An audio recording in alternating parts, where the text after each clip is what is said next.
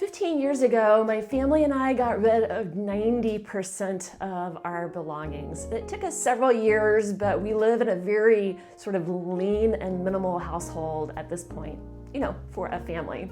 Maybe you're not ready to get rid of 90% of your belongings, but maybe 2026 is the year you're looking to pare down and get a leaner, calmer, more minimal household.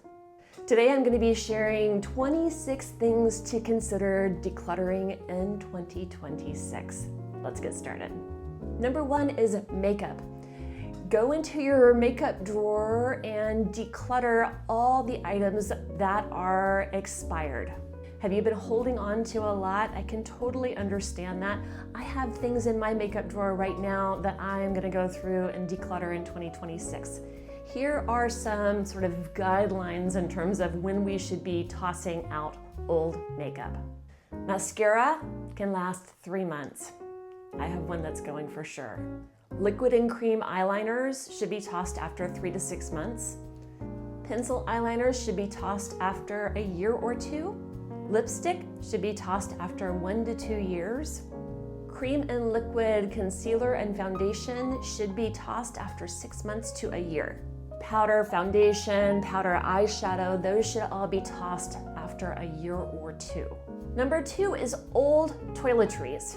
I would encourage you with old toiletries to use them up. Have a no-buy moratorium until you have used them up. Think of all your old shampoo, your conditioner, body wash, bar soap, toothpaste, tooth floss, dental floss. Use it all up. Do not buy more until you have used up your supply. It feels so good to look in your cabinet and see just the one that you're currently using, plus maybe one other. Maybe you don't need 5 different bottles of shampoo. Use them up. Number 3 is first aid and medical. Go through your medical supplies, toss any expired medications, go through, organize, and neaten all of your medical supplies. Put like things with like things so that you can easily find them. And then the things that you have a huge stash of that you don't need, you can toss those. An example that I thought of is those old masks from COVID. We all need a few masks around so that we can use them when we need them, but most of us don't need a huge supply of medical masks. You might know somebody with a compromised immune system who could use those extra masks, or you can donate them to Salvation Army or Goodwill. Number 4 is dishes. Do you have mismatched dishes that don't belong with your regular dishes? Go ahead and get rid of them. If you want to look into your cabinet and only see dishes that match, now is the time. Go ahead and get rid of the mismatched dishes so that every time you look in your cabinet, you have the peaceful feeling of seeing just things that go together. If you're somebody who has multiple sets of dishes, maybe this is the year that you let one go. I want to make an appeal for those of you who have fine china. If you have it, use it.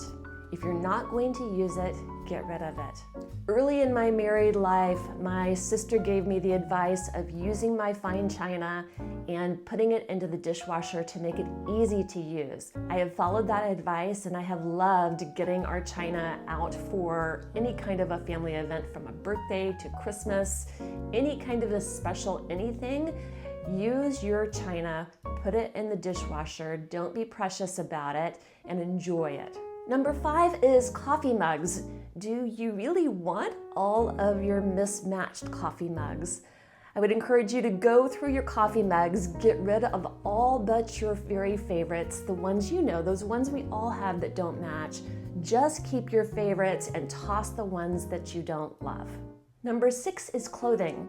If it's ratty, if it doesn't fit right now, or if you haven't worn it in the last year, it should go. Number 7 is underwear. If it's ratty, if it's stretched out or no longer fits you, it should go. I went through recently and threw out all of my old stretched out underwear, bought new, and I absolutely love it. It's a daily indulgence that I enjoy. Maybe it's time for you to get new underwear too. Number 8 is socks. If they're holey, if they're stretched out or they're not comfortable, they should go. Only own the socks that are comfortable, that you like, and that you wear. Number 8 is kitchen tools. Do you really need 4 spatulas or 3 ladles?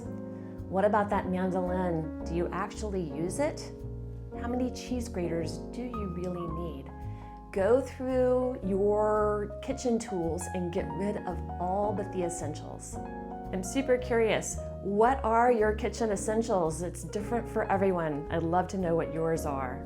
Number 10 is old jars. If you have a cabinet full of old ragu jars and salsa jars and jelly jars, I would encourage you to toss them. Invest in some mason jars that all have the same size lids. You can even get them in a couple of different sizes if you want. Mason jars are so versatile. I use them to store leftovers in my refrigerator, and I also use them to store things like granola and oatmeal in my kitchen cabinets. They're one of my primary food storage solutions, and I routinely get rid of jars that come into my house. I don't hold on to them, and you don't have to either. While we're talking about food storage, let's talk about what you put leftovers in. Go through all your old Tupperware and make sure that all of your containers have matching lids. If you have things that either have lost the lid or the main container, go ahead and get rid of those. Don't hold on to those. It's frustrating when you're trying to put away leftovers and you can't find lids and containers that go together. I went and bought new glass containers with matching lids a couple of years ago, and I have really enjoyed those. Number 12 is food. Go through your cupboards and get rid of anything that is expired. If it hasn't expired, but you know that you're not going to use it, give it to somebody who can use it. I'm gonna make an appeal for you not to have a huge back stock. I keep a little bit of back stock, but you don't need to have massive quantities of food on hand. There are a few things that my family uses a lot of, like brown rice and oatmeal. Those I will buy back stock, but to the tune of like 3 months, not to the tune of a year. You don't have to store massive quantities of food. Number 13 is packets of condiments. You do not need to hold on to those. Use the condiments that you have in your refrigerator. Just toss all the old condiments and free up that drawer for another use. Number 14 is spices. Same thing that I said with food, but except for spices. Go through your spice cabinet and get rid of the old or expired spices. Dry leafy herbs last about 1 to 3 years. Ground spices last 2 to 4 years. Whole spices last 3 to 4 years. Blended seasonings last about 2 years. And extracts last about 4 years. So with that, anything that's over 4 years old should go. Something should go sooner than that. Number 15 is holiday decor. Go through all of your holiday decor and keep only your favorites. This will make decorating for the holidays so much easier next year. Number 16 is a bit random, but it is something that people do hold on to. You know those black pots that your plants come in from the nursery?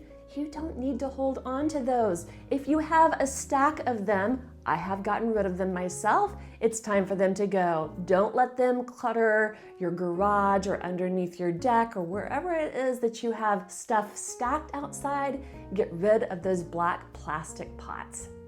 Number 17 is pens and pencils. Do you have a drawer that's filled with all kinds of random pencils and pens? I would encourage you to put them all in a big rubber band and send them to Goodwill. You get to have just the pens and pencils that you absolutely love. Here are mine. I love these G2 Pilot pens, and I love Blackwing pencils. If you use Blackwing pencils, you're a fan of them. I just love them. You get to use your favorite pens and pencils all the time. You do not need a junk drawer full of old pens and pencils. So imagine what it will look like when you open your drawer and you only see your very favorite pens and pencils. I love the way it feels. I know I am an office supply or school supply nerd. That I totally admit, but it does feel great to only own the ones that you love. Number 18 is office supplies. You do not need all of those office supplies. Go through and get rid of the excess. You don't need 50 padded mailers, and you don't need 150 page protectors. Keep the essentials and get rid of the excess. What is that thing that you hoard? I'm curious. Number 19 is books. I think of the library as my bookshelf. We do have some books, but we have gotten rid of most of ours. Go through your books and get rid of all the books except for the ones that you're planning to read, you know you'll use, or you know you'll reread. Number 20 is old 3-ring binders. Do you have binders sitting around with notes from old classes you've taken? It's time to let them go. Take all the papers out and go ahead and shred them. If you're very concerned that you're going to want to reread notes from an old class, go ahead and scan them and keep a digital copy. But I can assure you, you're not going to go back and reread them. You can go ahead and let them go. Now, when you have gotten rid of all of the papers out of your binders, you can hold on to maybe 3 to 5 binders, but you don't need a whole bookshelf full of binders. Number 21 is candles. Only have the candles that you really love and enjoy. Candles are meant to be burned and enjoyed. You're not supposed to hold on to them forever. If you don't love the scent, get rid of it. Number 22, your grown kids' stuff. It's not your responsibility to hold on to your grown kids' stuff. I'm not talking about young adults who are just launching. I'm not talking about your college kids. But if you have kids in their 30s and 40s who have long since launched and you're holding on to their old things for them, you get to get rid of them. You do not have to hold on to those things. I would encourage you to have a conversation with your adult children about how they want you to handle these things. Do they want their things back? And if so, make arrangements for them to get their things back. If not, then go through the process of letting them go and donating them. I know that this is sensitive, but at the end of the day, with the things that live in our homes, if the items are causing frustration or irritation on your part, at the end of the day, we have to choose on whether we're going to be frustrated about it and let it take up space in our homes, or if we have to have a hard conversation and possibly irritate or frustrate someone else.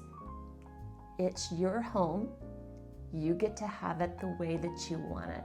You do not have to hold on to your adult kids' items. It's your house. Number 23 is related to 22, but it's different. Heirlooms that are not serving you. You do not have to hold on to heirlooms that are not serving you. Somebody else may have chosen you to be the holder of family heirlooms. If you don't want that job, you don't have to take it. I disappointed my mother probably 15 years ago when we were minimizing our house by getting rid of some of her old china and some family furniture. When I contacted her to ask if she wanted it back, she didn't, but she was very frustrated that I didn't want to hold on to it. I knew that I had to choose between being irritated and frustrated and resentful of my mom and holding on to these old things, or choosing to disappoint her and donating them. Again, she didn't want them, and so I chose to donate them. I'm still glad that I did. I'm curious if any of you have donated or sold family heirlooms. How did that go for you? Number 4, that box of power cords. You don't need to hold on to it. Go through and keep only the power cords that you are currently using. You don't need to keep all of those power cords just in case. go ahead and get rid of them. Number 25, broken anything. Fill in the blank. That old printer, that old chair that's broken, that old scanner, all the things, all the old electronic equipment, the broken furniture. If you want a clean and organized space, you do not have room for old, dilapidated items in your home that no longer work. If it doesn't work and it's been sitting around longer than 6 months, it's time to get rid of it. And finally, paperwork. You do not need to hold on to all your old paperwork. We keep 10 years of tax records, plus our trust, our deed for the house, and the titles for our cars and our fireproof safe. Other than that, we don't hold on to it. Anything that you're truly concerned about, you can scan and keep an electronic copy, but in reality, most everything you can access online. You can access medical bills online, you can access all of your financial information, investments, bank records, all of those can be accessed online. You do not need to keep copies. So I'm curious, what are the things that you are decluttering in 2026? I'd love to hear in the comments below. Thank you so much for watching. I'm Robin from Minimalism Over 50. I make videos about minimalism, frugality, and simplicity. Last year, I wore 36 pieces of clothing for a year. If you'd like to hear more about that journey, I'll link it right here.